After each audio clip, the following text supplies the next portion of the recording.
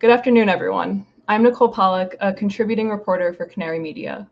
For those of you who don't know us, Canary Media is an independent journalism nonprofit dedicated to covering clean energy and climate solutions. You can find our reporting at canarymedia.com. I'm excited to be joined by Bill McKibben, an author, educator, and environmentalist. Bill was founder of climate activist group 350.org and more recently founded Third Act, which organizes older people to work on climate and racial justice. He's written many influential books and articles about climate change and has lately been writing for The New Yorker about the threat posed by the ongoing rapid build-out of terminals to export liquefied natural gas, or LNG, from the US to countries around the world. So let's start right there. When did you realize that LNG was going to be such a big problem, and why did you decide to focus on this issue? Well, very good question. I think really this snuck up on me as on a lot of people. I knew that we'd begun exporting gas in quantity. I even knew that the US had managed over the last 6 or 7 years to become the biggest natural gas exporter on the planet. But I did not understand, I think, just how large the expansion plans for this industry were. And I think that people sort of gave them a pass in the last year or two in the aftermath of the Russian invasion of Ukraine.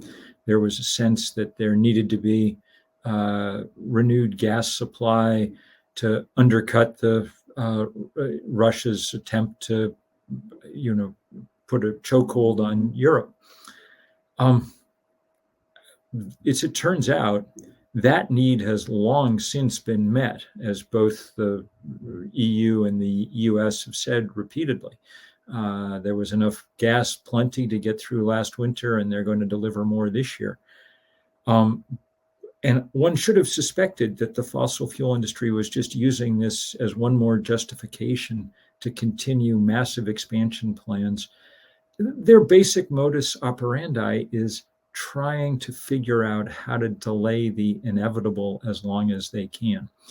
And in this case, that means building these facilities that, if we let them get built, will last another 40 or 50 years.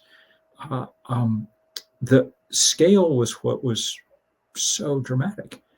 As it turns out, according to Jeremy Simons, who's been doing a lot of the analysis here and who I worked with a lot on the Keystone XL fight, if the build out goes all the way to where the industry wants it to, and there are plans for 20 more of these massive terminals, by the time it's done, exported American natural gas would be responsible for more greenhouse gas emissions than everything that happens on the continent of Europe. Every home and factory and car from Helsinki down to Athens, and which is as if we discovered a whole new continent full of greenhouse gases, methane and carbon, which is the last thing we need in the world at the moment. Even the next one up on the block, this so-called CP2 facility, slated for Cameron Parish, Louisiana, would be associated with greenhouse gas emissions 20 times larger than the Willow oil complex that the president approved for Alaska in such a controversial and I think very unwise move earlier this year. So this is the scale of this is just enormous, enormous, enormous. And once I sort of realized that, I began looking into it more closely. And since then, all kinds of interesting developments. Thank you for that. One thing I'm curious about is when I tell most of my family and friends that I write about liquefied natural gas, their eyes tend to glaze over before I can say anything else. So how do you try to engage people on the subject of LNG? Well, I think that you need to make people understand the scale of it. It is complicated, and that's one of the reasons that gas has always gotten a free pass. Natural gas, and by the way, just the name itself sounds like a PR guy's dream. Probably smarter to call it at this point fossil gas or fracked gas or something, because there's nothing any more natural about it than there is about anything else. 20 years ago, people were like, okay, it's not as bad as coal. When we burn it, it produces half as much carbon dioxide per BTU. So maybe this will be the bridge fuel, the transition that gets us from coal to sun and wind. But two things have happened since then, two really important things. One, we've come to understand that that's only half the story with gas. When you burn it, it produces half as much carbon. But if any amount of it escapes unburned in the process of fracking and piping and shipping this gas everywhere, molecule for molecule, that natural gas molecules, the CH4 methane that escapes, is 80 times more powerful than CO2 in trapping heat. So, the rudimentary math, if more than about 2% of it is leaking out, then it's not only not better than coal, it quickly gets worse than coal. And, at first, all the powers that be were like, oh, poo-pooing all this. I was writing about this in the New York Review of Books and elsewhere 12 years ago or so. As it turns out, every study that people have done since then, and there have been hundreds of them now, point to massive leakage. The newest of these studies, and it's really important, comes from the kind of dean of methane studies, Robert Howarth at Cornell. And what Bob found in a paper that I wrote about in the New Yorker a couple of weeks ago was that when you add the extra step of putting this stuff on a ship and sailing it around the world, the emissions get crazy. By the time you're done, this stuff is at best 24% worse than coal. That's, that would be crazy in and of itself. But the other thing that's happened in the intervening years, just as important, is that the context has changed completely. In those years, we've driven down the price of renewable energy by about 90%. We now live on a planet where the cheapest way to produce power is to point a sheet of glass at the sun, or to put up a turbine to capture the wind that blows across the surface. That means that it doesn't make any sense anymore, even if it were cleaner than coal, to say this is cleaner than coal. Now the relevant comparison is with actual clean energy, which we could move to quickly and must, because third thing that's happened in the intervening 10 years is that we've had the 10 warmest years in the history of planet Earth, at least of human time on planet Earth. The scientists told us in 2023 that we've seen temperatures higher than we've seen in the last 125,000 years. So when you put all those changes together and then learn that the Department of Energy is using 2014 math and science to try and figure out whether these export licenses are in the public interest or not, which is what they have to certify, it just makes you crazy. It's like, come on, guys, this is a fast-moving field. You're not keeping up with it. Ironic, because the rest of the Department of Energy is doing a great job of rolling out, Biden's clean energy program under the IRA. But the dirty energy wing of the DOE is not getting the signal. So you just talked about the fact that our understanding of the carbon emissions, and especially the methane emissions from gas infrastructure, has changed a lot over the last decade and also just the last couple of years.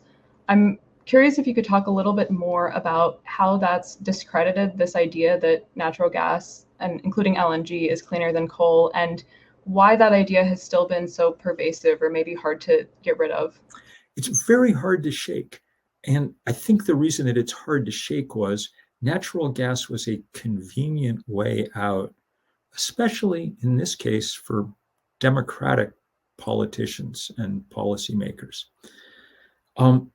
If you go back and look at the Obama administration, for instance, they were taking seriously their need to take on climate change, but they didn't want to do anything that would upset the fossil fuel industry, because that's a bad industry to have on your tail.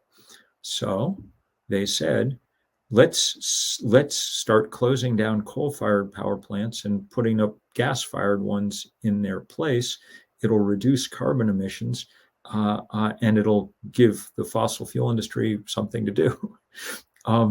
Win-win all around, except for the two pesky facts that it was leaking methane, as it turned out, and that now we should be putting up renewable energy plants, that it makes no sense to go to this intermediate step. But remember, these are incredibly powerful interests. I mean, there was a lot of back and forth between the Obama administration and the natural gas industry. People leaving the administration and sitting on the boards of the big gas exporting companies and so on and so forth.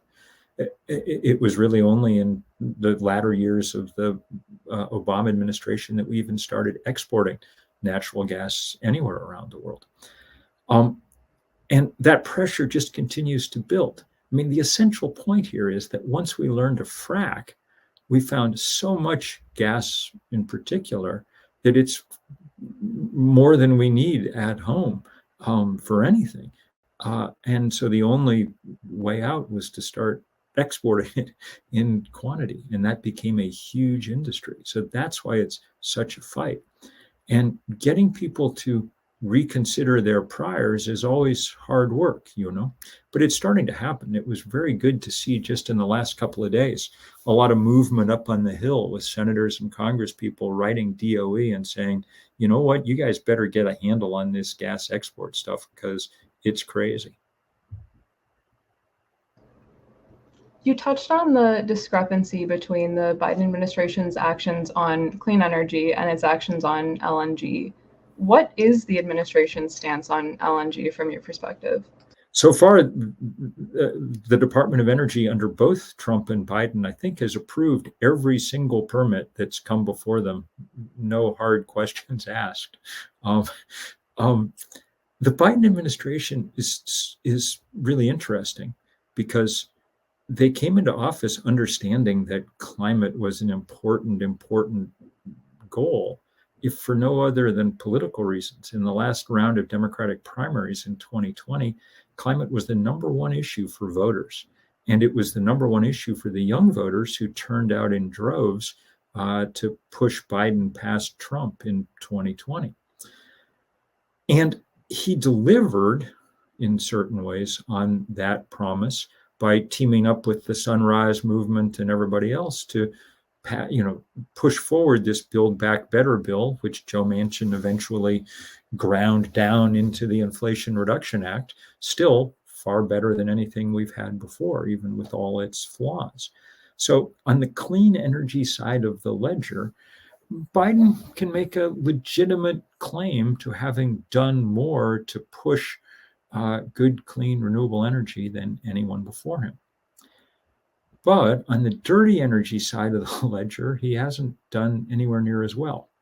For a couple of years, that may have been because he needed to appease Manchin in order to get his vote for the IRA.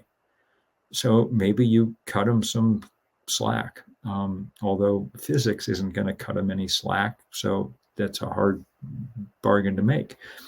But even after that, he's gone on doing things that I think now even most of his administration would say was unwise.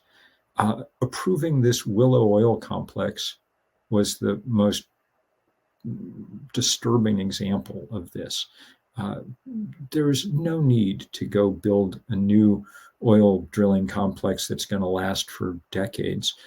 There's no need to go do it in Arctic wilderness that they're literally going to have to refreeze with giant air conditioners because they've melted it in order to make it firm enough to put up a drilling platform. The whole thing is a grotesque joke, and he should not have approved it. And doing it clearly cost him dearly among young climate-concerned voters.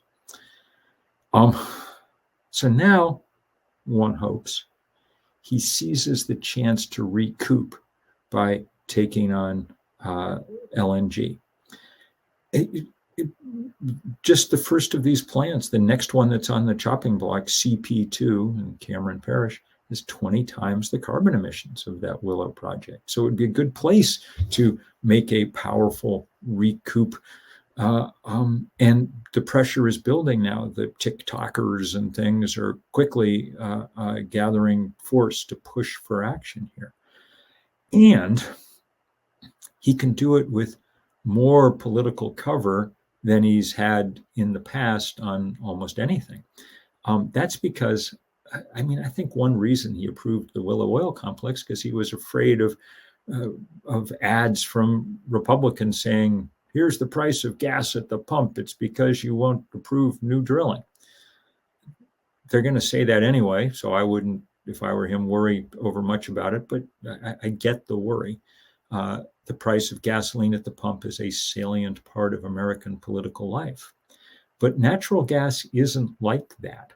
If you're exporting natural gas, what you're doing is driving up the price of gas for Americans who still depend on it for cooking and heating, who haven't had the chance yet to install an electric heat pump or an induction cooktop in their kitchen, or all the important new technologies we now have.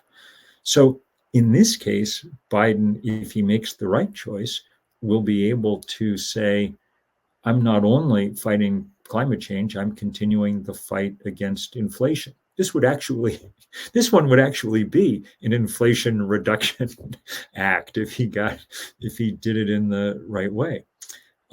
So I think the way to understand this at the moment is it's not quite Biden's fault yet. We don't, it's hard to expect the president who has one or two other things in his daily job to be micromanaging the bureaucrats at the Department of Energy about how they're doing the analysis of the public interest declaration for liquefied natural gas exports.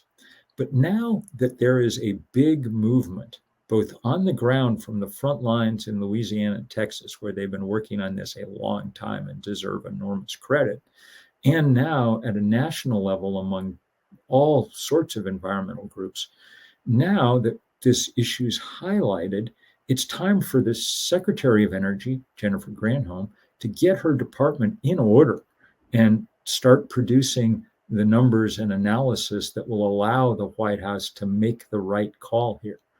And I think that that's a matter of the next few months that they will either do that or not. We need from them a declaration that this CP2 thing won't be built under their watch, and a promise that there will be a halt to all new export license approvals until they've undergone a serious rethink of the way they analyze their impact on the climate, on the economy. As you know well, CP2 is one of the largest LNG export facilities ever proposed for the US. Can you walk us through the key decision points ahead for that particular project? Yes. And again, extraordinary credit to all the people down in Louisiana who've been blowing the whistle on this. The bucket brigades and Rosetta Shane and John Allaire, and just people who've been doing great work. The company that wants to build it needs first to get approval from FERC, the wonderfully named Federal Energy Regulatory Commission. I think that's right. That seems likely to happen once they apply, because so far FERC has approved everything that anyone ever.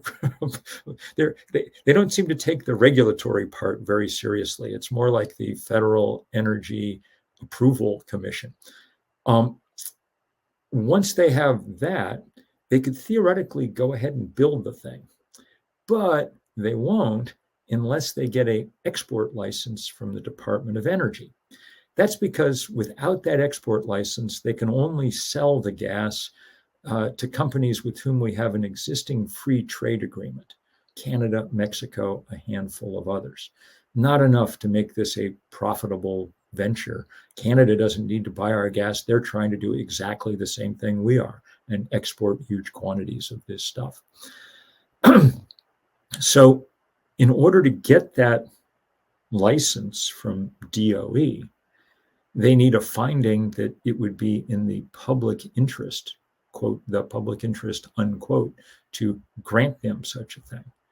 And that's the place where I think the Biden administration is most likely to intervene. At the moment, DOE relies on a set of analyses done in 2014 and then some more work done in the Trump years when the Department of Energy was in the climate denial business, to make this public interest determination.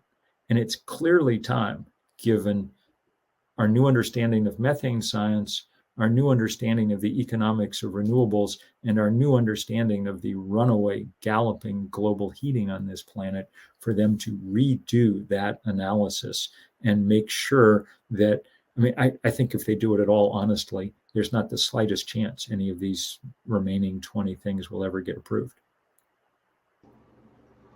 What actual authority do DOE and FERC, I think particularly DOE, have to approve or deny LNG projects based on climate impacts? And why do you think they haven't taken that step up to this point? I mean, FERC, I think, claims that they don't take climate into account at all, which is, except maybe for the emissions right there at the actual site of the plant, which is 1% or something of the total emissions. I have no idea why they don't. Why would anybody in 2023, when clearly the largest problem the world faces, one that's threatening to overwhelm our ability to conduct a normal planet, is the climate crisis? God only knows, except that it's easier for them. And traditionally, they've been a rubber stamp for the energy industry. The capture of regulators by the industries they regulate is a constant and ongoing problem in America. DOE, I mean, I'm afraid that it's some of the same thing.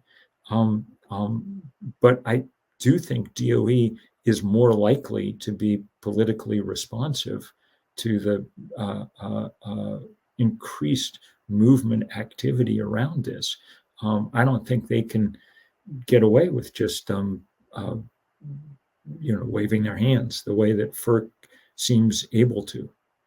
FERC has its less direct line to the White House, say, than the Department of Energy.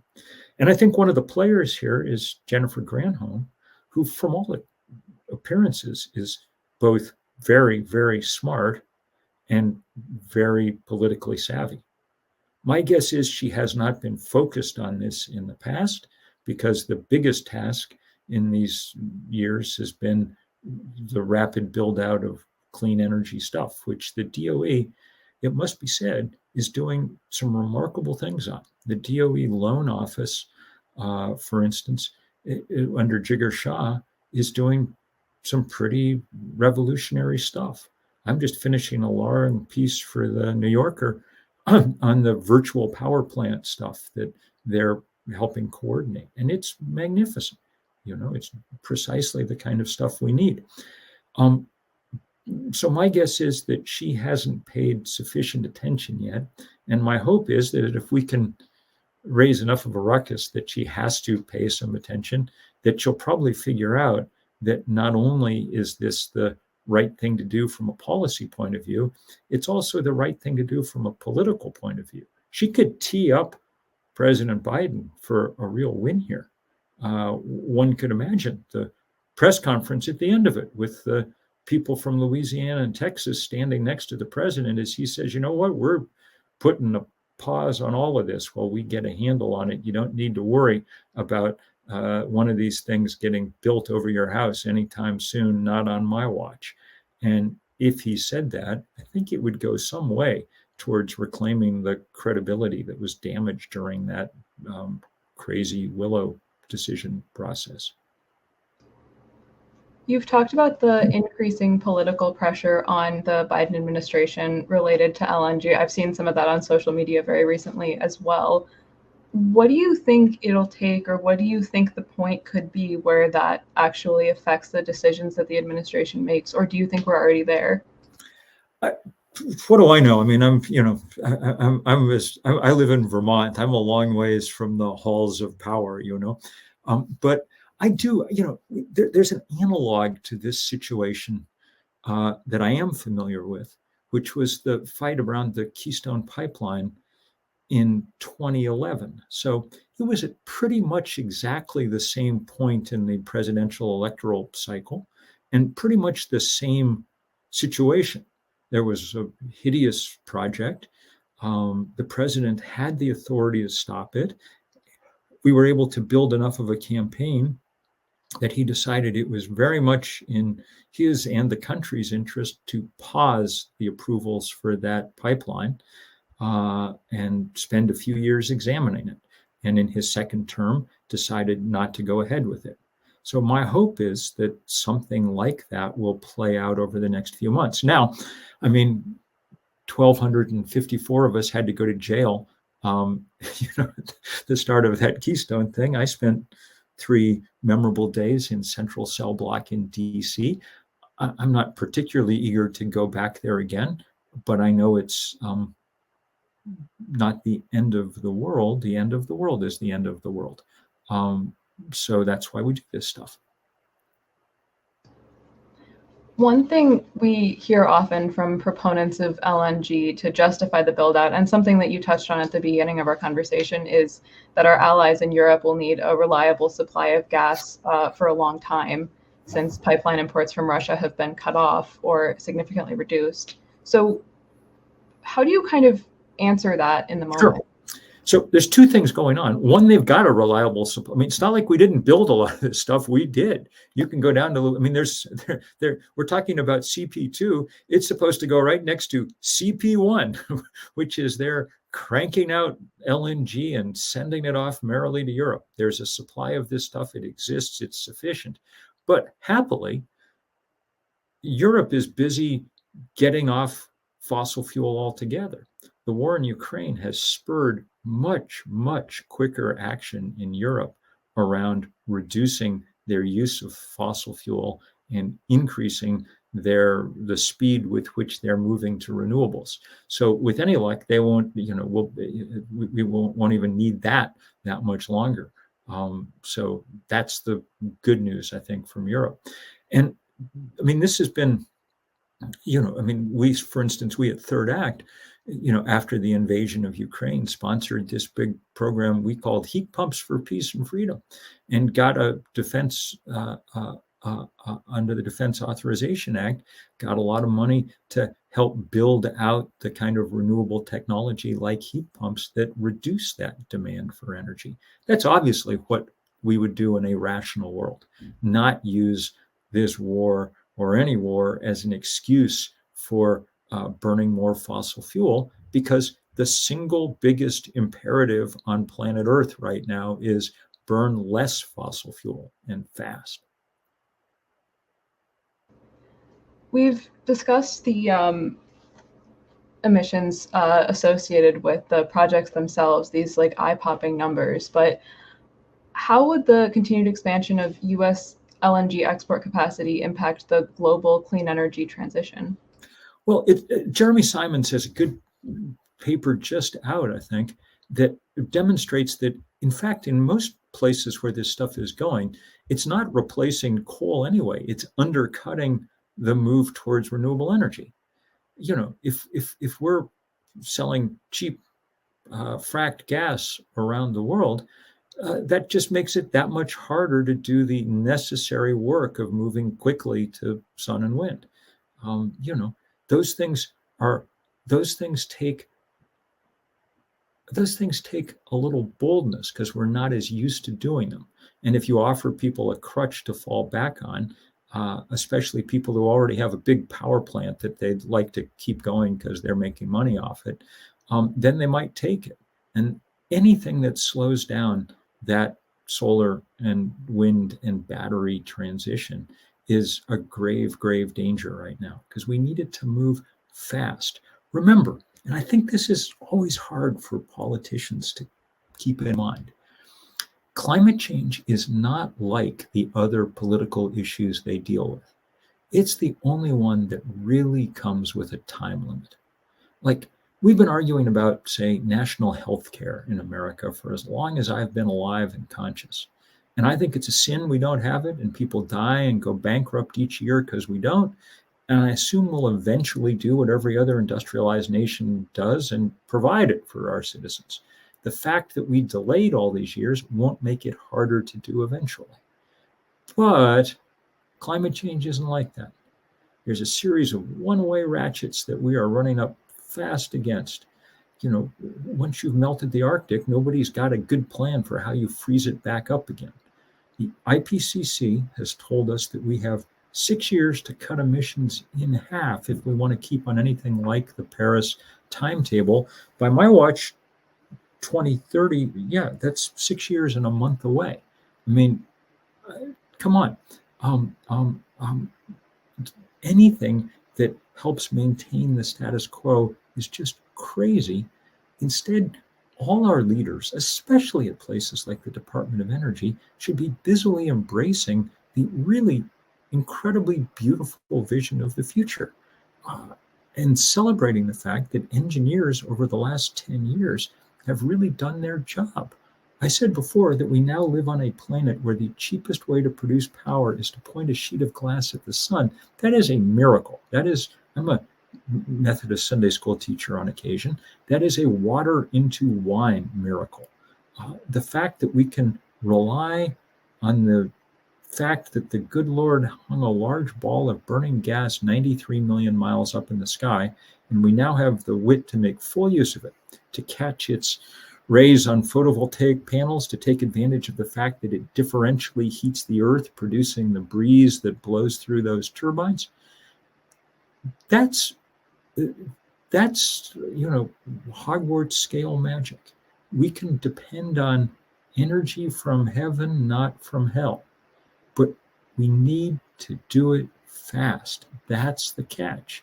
And that fast part is hard for politicians to get, because our systems are pretty much geared to going slowly. You've pretty thoroughly debunked the argument at this point that burning LNG is cleaner than burning coal. I'm curious about kind of another piece of that argument that people often make, which is that it displaces coal. Does that even happen? And how much control does an administration like the Biden administration have over that choice? That's where so they have no control. We're just sending this stuff out there and seeing what happens. But that's the point that this new Jeremy Simons paper makes quite persuasively, that much more than it's replacing coal, even if that was a useful goal, which it turns out not to be in this case, it's worse than coal. But even if it was doing that, what it's really doing is displacing actual clean energy. So the level of craziness here is large. This stuff is worse than coal, but even if you thought it was a little bit better than coal is not at all what we need. What we need is clean, and we can have clean. That's the miracle of the moment. You mentioned the fight against the Keystone XL pipeline. Can we expect to see that sort of activism, protests, and direct action against LNG decisions and construction? That'd be my guess. I think that the target in this case wouldn't be the White House. I think it would be the Department of Energy. That seems to be, at least for the moment, where the problem is. They're providing bad information to their client in the White House, and it's time for them to fix that. Now, if they fix that and tell the truth about what's going on with LNG, and Joe Biden just goes ahead and says, well, I don't care, we're going to do it anyway, then it'll be time to, take him on. But I don't think that's the case. And as I say, I think actually this is a place where he can come out ahead politically, which would be good, because the last thing anyone wants to do is block this stuff, spend all year working to block it, only to see Donald Trump elected and have him on day one. I mean, he'd burn it all just for spite, I mean, God forbid another 4 years of Trump, because we are out of years to waste. I'm getting the sense that a lot of people are learning a lot about LNG right now because of the action that's already going on. I'm curious, when you talk to people about LNG, where they typically, like how much they typically know initially and what surprises them most. They know very little initially. Why would anyone really know much about liquefied natural gas? On the list of things that seem like they might be crucially important to your life, it comes in,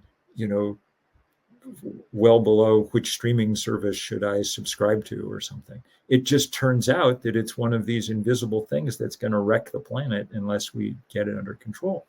And that's what's interesting to people when you tell them the scale of this stuff. And then they're like, oh, yeah, I did not know that. That does not sound good. And that's why the failure of the Department of Energy here is so grave.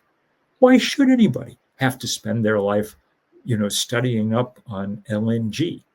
None of us should. And none of us, we should not have to be like even contemplating like, oh, we need to send everybody off to jail again and whatever. I mean, this is a no-brainer. And that's why we have a Department of Energy. But as we said earlier, regulators tend to get captured by the industries that they theoretically regulate. And when that happens, the rest of us do have to step in and restore some sense of order to that process.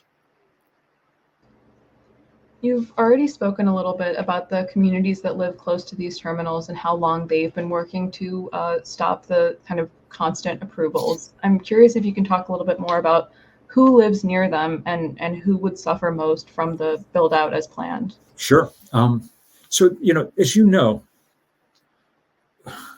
the U.S. has been willing to make the Gulf Coast a kind of sacrifice zone for all kinds of stuff, mostly oil and gas development of all kinds.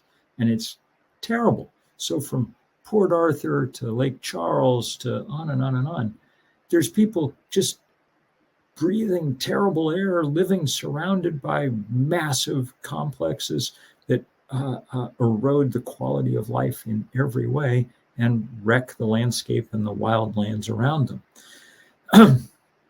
In this case, one of the sets of victims are the people who have to breathe this stuff. And, the emissions coming off these plants, they're flaring all the time, on and on and on. And Rosetta O'Shane and others have done fantastic writing about this, about the asthma and things that are now endemic in places like Lake Charles. Lake Charles, I mean, one of the ironies, of course, of all of this is if you could point to a community in America that's a victim of global warming already, it might be Lake Charles. It's been a hurricane magnet the last few years. It was the blue tarp capital of the planet, after a series of hurricanes blew through a few years ago and took off every roof in town. I think the tallest building in town is still unoccupied because all the windows blew out during one of those hurricanes.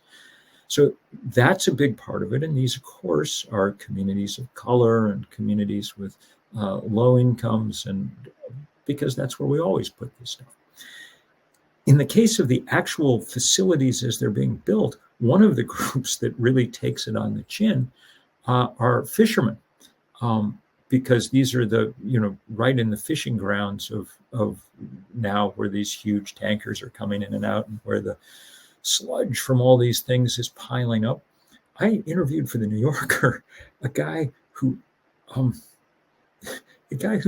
may be the kind of, well, it's hard to imagine anyone more haunted by the fossil fuel industry.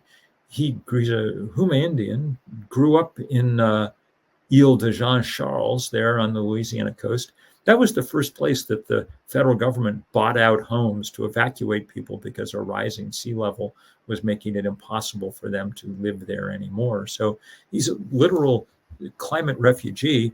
He moves a few, 20, 30 miles up to Cameron Parish, and has a nice existence until they build CP1 right next to him, and then announced they're going to build CP2 literally on his fence line. So then they, the company eventually bought him out, and now he lives, another 40 miles upstream and has to, commute 2.5 hours to get to the fishing grounds. And these guys are serious. They've formed a good group to try and protect the fishing grounds. The wildlife experts, this is one of the most beautiful and interesting parts of the world. This Cheniere dune landscape system that supports vast quantities of interesting wildlife and things, but now it's just being wrecked. So the people down there deserve extraordinary credit. And, I think really the rest of us should feel a little abashed that we didn't figure out earlier on exactly the scale of this and come to their aid. But it's wonderful to be in the fight with them. One of the groups that's been really, really useful is this group called the Louisiana Bucket Brigades, who have been monitoring pollution down there for a long time. And they have the skinny on all the stuff that's going on down there, none of it pretty.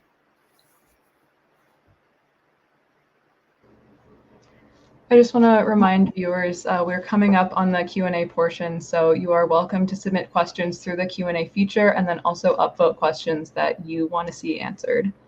In the meantime, I don't think you're going to like this question, but let's say hypothetically that LNG export facilities continue to be approved for a while, and even all the ones that have been proposed are built. What would have to happen at that point for the US to meet our climate goals? And how much harder would those goals be to achieve? I don't think they are achievable if we keep building this stuff. I mean, they're hard enough to achieve now. Another continent's worth of green. I mean, it doesn't even bear considering, I don't think. One of the things, of course, that makes this so difficult is the emissions from these plants, the emissions from the gas that gets liquefied and sent around the world doesn't get counted against our scorecard. Under the way that the international system set up, only the country that actually finally burns the stuff does it count against them. So America can keep saying, oh, we're reducing our emissions even as we push this stuff overseas. But of course, the atmosphere could care less where this stuff is coming from. The atmosphere just wants it kept in the ground, and that's our responsibility to keep it in the ground. I'm afraid it's all too close to what the cigarette industry did when Americans finally started deciding that we weren't going to tolerate their predation anymore. One of their responses was to start exporting ever more cigarettes to the rest of the world, particularly Asia. That was a terrible and cynical and vile thing to do. In this case, it's not just terrible and cynical and vile. It also is exceedingly dangerous to us. The secondhand smoke from burning natural gas mixes into the entire planet's atmosphere in a matter of days and heats up the whole planet uniformly. So, this adds stupid onto that list of other adjectives. You brought up the point that not only will we make it much, much harder for ourselves to the point of impossibility by continuing to build these terminals, but we've already made it a lot harder. I don't know that we've addressed this point yet, but all of the operating commercial LNG facilities have been completed since 2016. So this is all very recent. How much harder have we already made our climate goals for ourselves just through LNG? A lot harder. one of the reasons that we haven't paid as much attention, that the sort of export of this stuff isn't on our minds as much, is because it didn't exist until 2016. There was a ban on exporting crude oil out of this country until it was lifted by Congress, literally in the middle of the Paris Climate Accords. One of the truly ironic and sad moments in the history of this whole climate fight. A week that should have been a bad week for Exxon turned out to be a great week for them, because all of a sudden they could, and a terrible week for, if nothing else, American consumers too. It needs to be said that there are also a handful of other countries trying to do this exact same trick. Australia and Canada, high among them. And happily, there's a lot of activism in those countries too, aimed at trying to curb those natural gas exporters too. So the top question from the Q&A is something that you spoke about just briefly at the beginning, is should we stop using the term natural gas? I've heard this term described as early greenwashing. What should we use instead? Yeah, I use fossil gas or fracked gas most of the time. I'm afraid it's going to be hard to shift the moniker LNG. That seems to be baked into this process now. So we'll call it LNG, but let's keep reminding people that it's just fracked gas that's pouring out here. You could even just say methane, because that's basically what it is. Another question, and I'm going to paraphrase this, but given the scale of the LNG build-out currently in the US, how fair is it to criticize other countries, they specified China, for building more coal-fired power plants? It's not particularly, I mean, look, we need to criticize everybody who's building more fossil fuel. 350.org, which I founded, we've organized 20,000 demonstrations in every country on earth except North Korea, a hard place to organize. And so we're happy to take on everybody. But in this case, the largest exporter of hydrocarbons on planet Earth is the US. And that, of course, comes on top of the fact that domestically, we've produced more greenhouse gas emissions than anyone else. So the level of irresponsibility in America on these questions is pretty remarkably high. This is a good place to begin redressing that. You also talked a little bit about the impacts of exports on domestic prices. Would you be able to talk a little bit more about what exports have already meant for US consumers and what they're likely to continue to mean? Sure. Tyson Slocum at Public Citizen and others have done some good work on this. And what they've shown is that prices have gone up as exports have gone up, and that prices have become far more volatile. And there was an interesting confirmation of all of this. There was a fire a year ago at one of these big export terminals, and they had to shut down the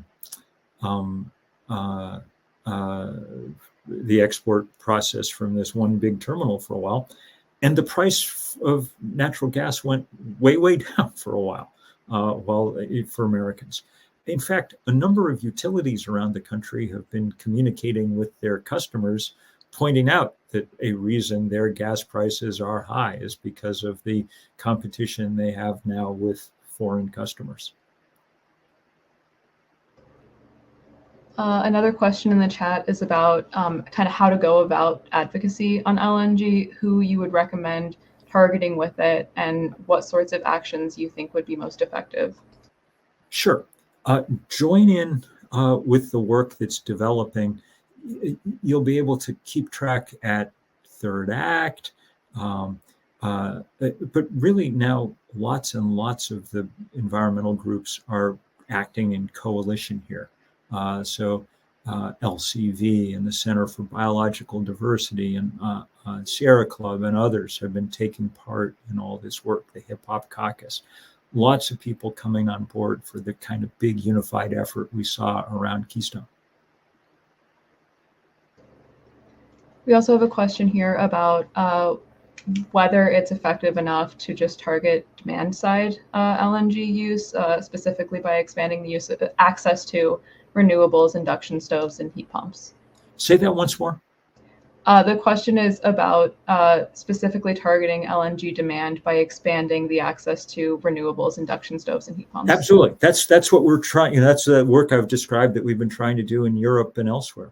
And some of our best allies on this work, really someone I'd like to uplift and talk about for a minute, is one of our really wonderful colleagues, a woman named Svetlana Romanko in Ukraine, who's been leading what it's called Razom Stand Up, the kind of clean energy movement in Ukraine. And they've been very outspoken about saying this has to be the opportunity for rapid expansion of clean energy across Europe and across Ukraine. You're doing a lot of really good work on that. And the same everywhere. I mean, look, spreading these technologies, heat pumps, electric bikes, things like that around the world is clearly rational policy, the most rational and necessary policy that we have in the whole world. Again, no other crisis that we face is as big as this one, so we better get on it. Another Q&A question. Can you differentiate who pays for the terminal and who profits from it? A lot of this is new startup companies that are building this. CP2 comes from a company called Venture Global, and CP1. They're relatively new, and they're going to make a mint off all of this. But I think the essential political power comes from those companies that have these vast gas reserves that they need to get rid of.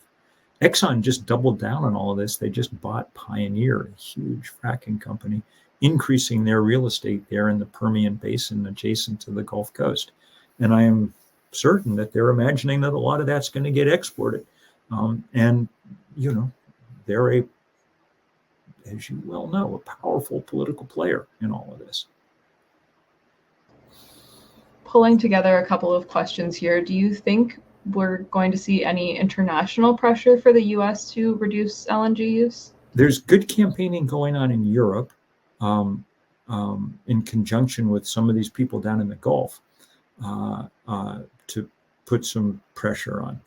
And I think that the international environmental community is catching up on the scale of this too. I don't know how much of an issue it'll be at COP28, but I imagine it's going to be on the agenda of more and more and more environmentalists around the world. Do you think there's a point where the market could slow the build out in the US? And do you think that's anywhere close to the level of slowdown that we need? Don't know, but it's not isn't going to happen fast enough. I mean, the essential story around the economics of energy is that we're going to make this transition to renewable energy over time. I mean, the fact that it's that much cheaper means eventually we'll do it. 40 years from now, we're going to run the planet on sun and wind. But if it takes us anything like 40 years to do it, it's going to be a broken planet that we run on sun and wind. The job of movements and of policymakers is to speed up this transition to bring it in line with the demands of physics. Now, this is the point at which I should try to avoid saying, oh, if only you'd listen to me when. Because I wrote the first book about all this back in 1989, and we knew everything that we know about climate change now, we essentially knew then. And if we started work then, we would have had 35 or 40 years to get our act together. The fossil fuel industry lied about climate change systematically and powerfully for 3 decades, and that cost us 3 decades. That's why we've got 5 years now, 6 years to make this change. And we're not clear that that's going to be possible. I mean, it's on the bleeding edge of the technically possible. And it gets much, much harder every time we make another stupid decision, like building one more piece of fossil fuel infrastructure. It's not like it's just, crazy old bitter environmentalists like me that say this stuff. The International Energy Agency, which Henry Kissinger set up in the 1970s, so not exactly a radical project, told us in 2021 that if we wanted to meet the Paris climate targets, we could not be spending more money on fossil fuel infrastructure beginning in 2021. I wish that someone at the Department of Energy had gotten that memo, because then they wouldn't be approving this crap willy-nilly. We have about 2 minutes left to chat. So the last thing I wanted to ask you is, if our viewers could take away one thing from this conversation today, what is the one thing that you would want them to walk away with? This LNG stuff is really big, really, really big. And it's a great opportunity to take a serious bite out of the climate problem. Doesn't solve it, doesn't make it go away, but it keeps it from getting exponentially worse. And that's a big deal. So I think if people realize the scale of what we're talking about, then probably we can convince the administration to do the right thing. Let us hope. I've been accused on occasion of being more hopeful than I should be, even though I wrote a book called The End of Nature. But in this case, I think that we're going to have to fight this out. But I hope that there's a chance that if we do fight it out, the White House will do the right thing in the end. Well, that's the end of our time today. So we want to give a big thanks to Bill for joining us today and for sharing. Nicole, I just want to say many thanks to you for really good questions. You're very good at this, and your next career, you've got to go on TV full time, but many, many thanks for good questions and for good moderation. Thank you. You made it easy. So thank you also to everybody who signed on and asked such good questions. We're sorry we didn't get to more of them, but Canary Media will be reporting more on LNG exports over the next couple of months, so stay tuned for that. If you want to be notified about future Canary Media events, subscribe to our newsletter. Go to canarymedia.com and click on the newsletter link in the upper right-hand corner. You can also follow us on Twitter or X, LinkedIn, Instagram, or whatever your favorite social media platform is. So again, thank you for joining us.